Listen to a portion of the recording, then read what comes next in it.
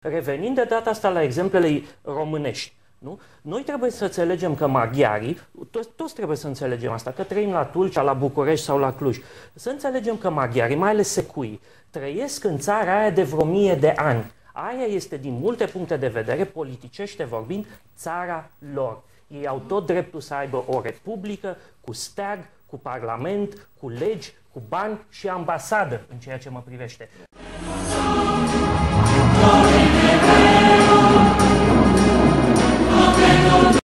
Se poate realiza o autonomie teritorială și dacă da, când? Niciodată. Ez sohasem.